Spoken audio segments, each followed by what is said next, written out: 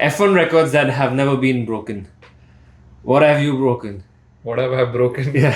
Many bones back in my day. But Your own bones. one bone that I cannot fix. That's what doctor said. I don't know. Anyways, let's not talk about it. One record that I can think of that will never be broken is my record in our local go-karting track. That is going to be pretty tough to beat. Yes. For sure. At least in our weight class. Heavyweight class. What about you? Can you think of any record?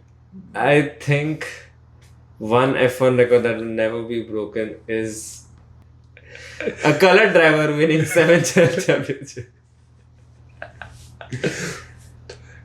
I'm keeping it. But yeah, I can't think of anything. So yeah, let's get into it.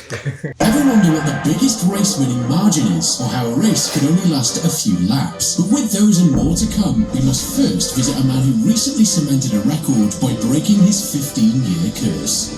Nico Hulkenberg. Back in 2010 with Williams, Hulkenberg was actually a massive up-and-coming rookie. By the second to last race of that season in Brazil, he secured his first pole position. The problem is, that was his first and only pole position. How much races did you win? None yet, unfortunately. Oh, wait, really? Wait, you didn't win any?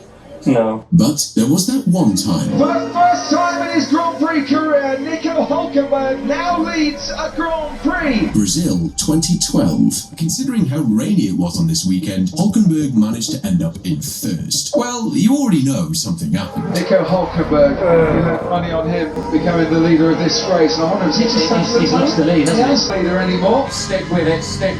Try and stick with Hamilton. We'll use his DRS. A spin, but a great recovery. But on lap 55. Hulkenberg might just go through him. And back up, he got in touch. And Hamilton and Hulkenberg come together. Damage for Hamilton and Hulkenberg. Okay, are you stopped? Can you go again? Keep going if you can, mate. Button wins. Alonso second. Massive. Driven very, very well, so you can be proud of yourself, mate. William was so close today. I'm gutted now. Don't be gutted. You've driven very well. And just like that, his not even first podium, but his first win was snatched away from him. It's been 13 years since then, and this is as close as he has come.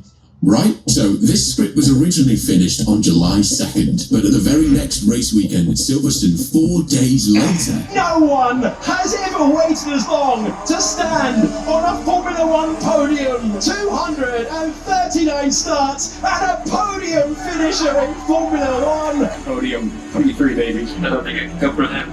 Probably just not be good. I won't lie, I haven't cheered for anyone like that all season. The madman did it, but that record is now cemented. 239 races, a record that may never be beaten. But if you noticed, look who was in Nico's corner after he crossed the line. That right there is Kevin Magnussen, Nico's old teammate, a pair that knows each other quite well. Once again, Constance qualifier will set my fault. But also a man who's sitting in third in the record for the most races before their first pole position. You'll pay what, mate? It's insane to think Max is on this list as well. But speaking of Max, we need to look at how Red Bull's mechanics are freaks of nature all in themselves. Magnussen has got a pole position, right? I remember. That's what it said, right? I see. Gotcha. It just took him a long time. Yeah. But yeah, I thought there might be some drivers that might have never gotten a pole position. There will be drivers, right? What position? Pole position. Oh, pole position. Yeah, for sure. Yeah, there will be a lot of drivers, I feel that joined like a lower team and never got up the ranks and just went off. Yeah. It's just, I think a lot of these guys don't drive for like 10 years. Yeah. That's why. It stops. They used to be stupidly slow, but there's always been one team that's ahead of the rest pretty consistently throughout the years. Red Bull. 9 out of the top 10 fastest pit stops of all time are coming in from Red Bull. The old record? 1.8 1.82 seconds. But interestingly, not the top spot. 1.82 felt unbeatable, and for 4 years it was. But coming out of nowhere at Qatar 2023, McLaren put on an absolute masterclass.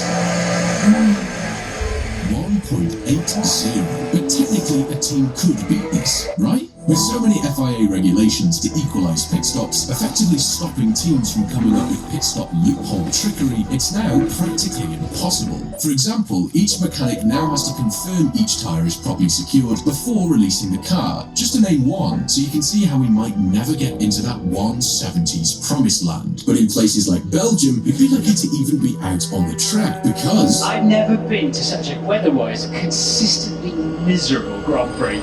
Spa. Always a banger of a track when it's not raining. Race day was nothing short of a disaster. Torrential rain had been pouring down all weekend, and by the time Sunday arrived, It has not stopped raining from overnight through the morning to the afternoon. it was game over. The track was completely soaked, visibility was near zero, and standing water made racing almost impossible. But with the fans coming out, millions dumped into logistics to make this happen, and everything in between, you're not going to give up for a little water, right? As the formation lap began. I really can't see anything behind.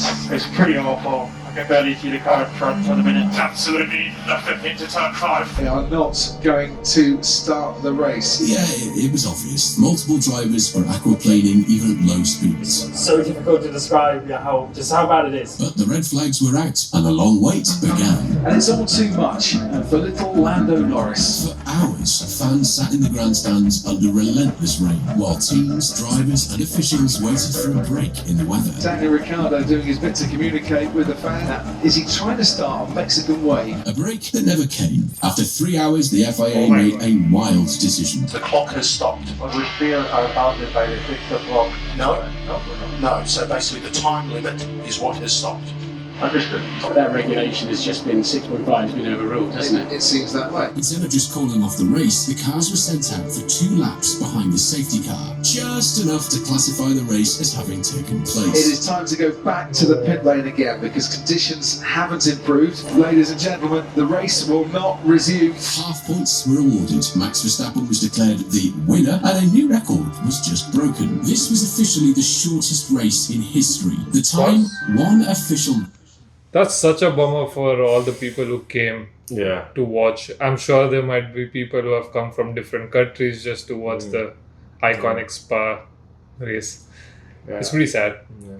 I remember watching it as well, but I was just like checking if the race has started, going back to doing my thing. Checking if the race has started, going back to doing my thing. 3 hours, waiting 3 hours is crazy, and then realizing they just did 2 laps just to make everyone happy. Yeah. But I get it. It was pretty much 3 minutes 27 seconds. But surely that could be beaten with a shorter time. Well, the FIA locked that down from the next season onwards, making the race as short as Belgium 2021 will never happen again. But these are all new rules. What about a stupidly large record from back in the day that can never be touched?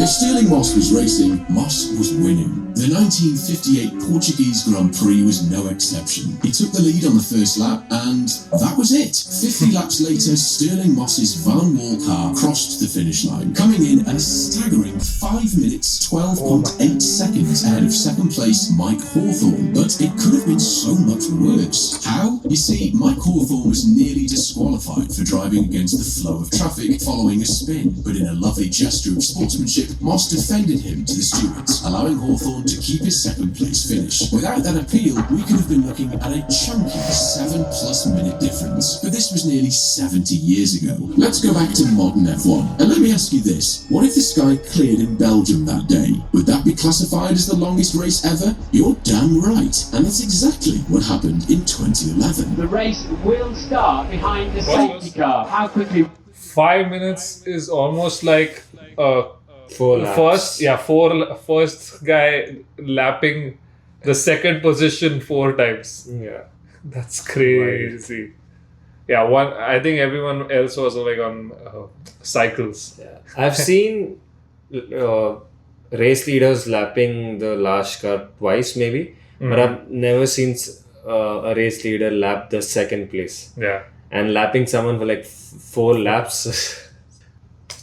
Would you bring that safety car in? I think pretty much at the end of this first complete lap. Me too. It didn't happen like that. They had 4 whole laps under the safety car, and as you can see, the track was already completely soaked. Sebastian Vettel led the field into turn 1, but behind him, the drama had already started to unfold. Behind him, we got a McLaren right thing up alongside, and he's touched Mark Webber, and that's Lewis Hamilton. You can see from the onboard cameras how much of a disaster the rain had brought to this track, and it's clear the cars were falling to pieces because of it too. There's no question if you see to McLaren's touch. Lewis Hamilton obviously with suspension damage, puncture. Well, no, just hit my rear. Just to put me in the wall. Understood. You can't see anything in these mirrors, guys. It wasn't just Hamilton and Button that was complaining, it was the whole grid. That's no grip. After Hamilton's crash, the first of many safety cars were out, and at 1:45 p.m, the red flags were out. The drivers piled into their respective grid positions. The wait had begun. Hour 1. Stop against anyone in my arm. Hour 2. Jerome, if you want to get out of the car, Timo's sitting up here in the garage having a cup of tea. Either you get this on me or if you can 150, you know. After 2 hours and 4 minutes of waiting for the weather to relax, the rain had finally settled enough to get the race underway. We're back, Sebastian Vettel, who leads. That doesn't mean the race was any less chaotic. Oh, when we've got the Force India across the grass. We got a Ferrari off. It's Fernando Alonso. Alonso didn't want to yield. Well, Jensen's second contact. In those conditions, I was up on the curb and I had no grip in that position. That contact with Alonso forced Jensen Button into the pits with a puncture, dropping him back into last place. What is going on today? It was one of those races that just felt everything was going wrong. It seemed as though his race was over, but as he went into the pits for the 6th time this race to throw on slick tyres, Button showed he wasn't done just yet. Button's absolutely flying out there. Is it last year where he just knocked the front wing and misses the corner again? Oh, nearly lost him. And now it's Jensen chasing down Michael Schumacher, and he will get the advantage of the DRS rear wing. Schumacher's looking in his mirror. Button goes the long way round. Is he ahead of him? Yes, he is. Button up into second place. This race is not over for the win. Jensen Button has clawed his way back from last place. The change to slick dry tyres proved to be one of the best decisions of his career. And Button catching them like crazy though. It's quite difficult when the circuit is dry, it's about the width of the car, and past that is wet. And if you touch the wet, you're off the circuit. On the final lap, Jensen was in sniffing distance of Sebastian Vettel. 2 seconds quicker than the leader, Vettel. Button at 1:16.9, the new fastest lap of the race. Jensen Button driving for his life. Has Vettel got what it takes to hold him off? I think Vettel's got weight. Yeah, he's got weight. He turned in too late. He got the tyres. Button leads the Grand Prix. Jensen Button, after an awful afternoon with so many things going wrong for him, leads Jensen Button into the pit straight. He wins a brilliant race. It's a sensational drive for Button. What a victory! With 6 pit stops, serving a drive-through penalty, and through the downpour, Button's win in this race has gone down as a classic for the ages. But how long was it? 4 hours, 4 minutes, and 39 seconds. Funny enough, this was the race that created the 4-hour time window rule that all races after this would need to be completed by. But hold on, Mr. Gridman. You said earlier the Belgium 2021 Grand Prix only had a 3-hour window. You're bang on. It was just before that 2021 season that the FIA changed the ruling from 4 hours to 3. It's just pure coincidence that the Belgium Grand Prix was the gorgeous disaster it was. But with this ruling still in place, the Canadian nightmare that was will never happen again. Just like this Verstappen record that he beat the second he stepped into an F1 car. Look at the new rookies in F1 this season. Gabriel Bortoleto, Isaac Hadjar, Jack Doohan, Liam Lawson. But the last 2 drivers are still What happened to Bortoleto's face? To an F1 car. Look at the new rookies in F1 this season. Gabriel Bortoleto, Isaac Hadjar, Jack Doohan, Liam Lawson. But the last 2 drivers are still teenagers. Haas's Oliver Behrman at 19. But even more insane is Mercedes' Kimi Antonelli at just 18 years old. So where does Max come into this? Well, Max holds the record for not just being the youngest F1 driver to start a race at just 17. Max Verstappen, another debutant. But also this. Holding off Carlos Sainz to become the youngest point scorer in Formula 1. 7th place is insane, considering he's not even old enough to drink in his own country. He is and forever will be the only driver to score points before their 18th birthday. Why forever? Well, it's the FIA again. New rule. You need to be 18 to get your super license. There's no way into F1 without it, as Yuji Ide found out in our video on him that we'll guide you to after this. We're not done with Max though, as we need to talk about 2023. One of the very best Formula One cars ever built. One of the most dominant campaigns in the sport's history. Not only did Max Verstappen win his 3rd World Championship, Oh my Lord! Oh my God! but let's fire through the 7 records he smashed along the way. 1. The most Grand Prix wins in a single season. Max literally held this record from the season before, winning 15 out of the 22 races on the calendar. But in 2023, Max Verstappen wins 19 Grand Prix in a single season. 86.4% of the races he entered, he won. In perspective, Michael Schumacher's 2004 record was only 72.2%. That also ties into his 2nd record, the highest win percentage in a season. Little double whammy, but he still did lose 3 times. But look closer. Saudi Arabia and Azerbaijan are within the first 4 races of the season, and that Singaporean race was the 3rd from the end. So that massive chunk in the middle was 10 straight Dutch national anthems. The most consecutive wins in...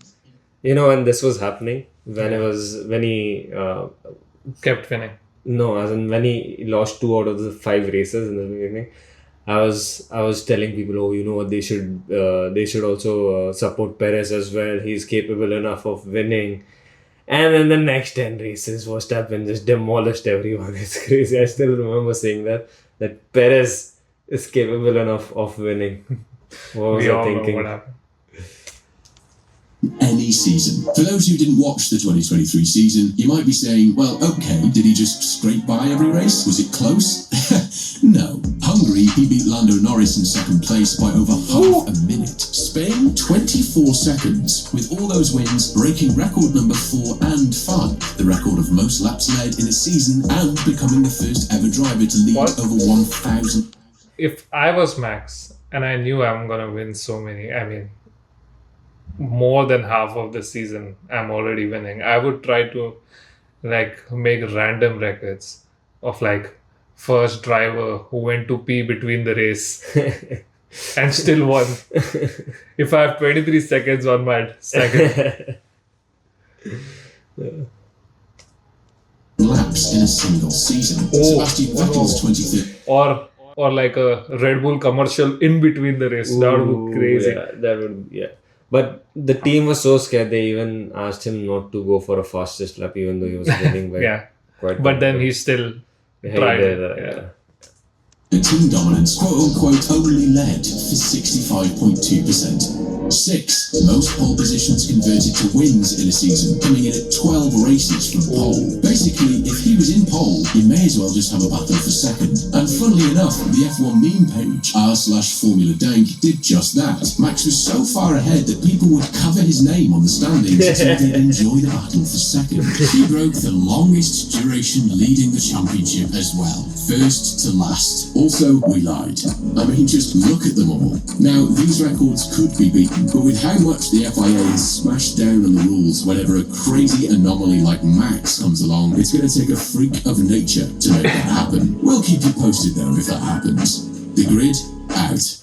I don't think it's happening again. I don't think 19 races is a lot. I think. Also, one driver being so dominant in the team is pretty uncommon. Yeah. Usually the second driver like takes off some points off like the first driver. Yeah. But yeah, Max is one in a million. Yes. Also, I think recently we have started seeing a trend where if you have a really dominant driver, you don't want to get a really good second driver. Like we saw with Bottas, we saw with Perez. I mean, they were capable, but it's just everyone is not like McLaren where they let the second driver compete with the first driver.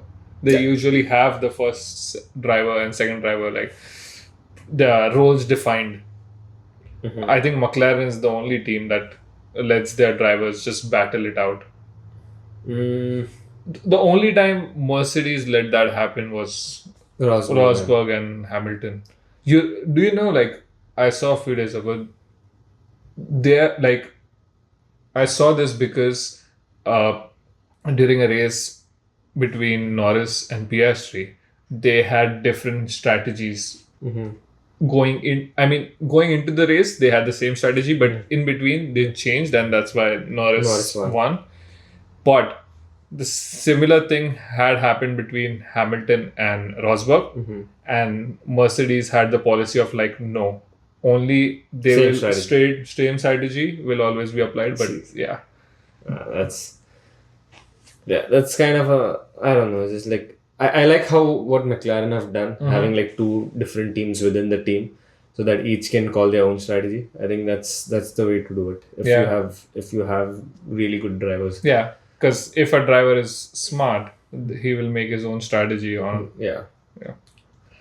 So yeah, that was the video, guys. Let us know your thoughts on all the records.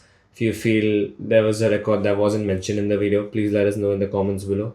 Yeah. That's pretty much it. Max rules. And yeah, thanks for watching, guys. Thank you, brothers. Take care, sisters. Bye.